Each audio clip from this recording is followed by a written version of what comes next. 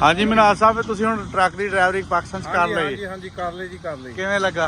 बहुत बढ़िया लगा है, बड़ा क्लासिक चीज़ है जी। अच्छा ये बड़ी इन्हां दी एक जिद्दां कह लो इन्हां दा कल्चर, इन्हां दा सारा कल्चर विच इन्हां दे दिस रहा सानू। हाँ जी अच्छा अच्छा ये बहुत बढ़िया लगा। हाँ जी ते बहुत तुहानू चलाना शौक भी ईजी है। शौक किदां पिया सी किते देखिया सीगा? बहुत मूवियां देखियां।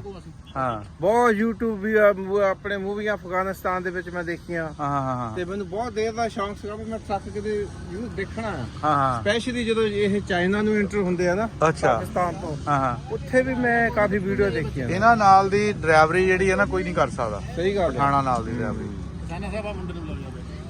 ਹਾਂ ਵੇ ਕੀ ਹਾਲ ਆ? ठीक ठाक। ਤੂੰ ਇੱਥੇ ਕੀ ਕਰਦਾ? मैं जिलाई करना इटा पकड़ने आया। ਇੱਟਾ ਪਕਾने ਨਾਮ ਕੀ ਹੈ ਤੇਰਾ? मुश्ताक ਮੁਸ਼ਤਾਕ ਸ਼ਬੀਰ। यानी मोहम्मद मुश्ताक। ਮਾਸ਼ਾਅੱਲਾ ਜੀ ਕਿੱਡਾ ਸੋਹਣਾ ਮੁੰਡਾ ਆ। ਉਹ ਦਾਲ ਵਾਲਾ ਆ ਗਿਆ ਜੀ। ਉਹ ਕਿੱਦਾਂ ਵੇ? ਕੀ ਬਾਤ ਹੈ?